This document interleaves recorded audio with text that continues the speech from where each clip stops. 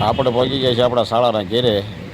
આ મારા હાડુભાઈ છે નાના, એની બાજુમાં બેઠો બીજો જો એ મારો શાળો છે એકનો એક। આ એ મારા સાઢુભાઈ છે। આપણે અત્યારે આપણા શાળાના ઘેરે પહોંચી ગયા છીએ, કોટડા ગામ।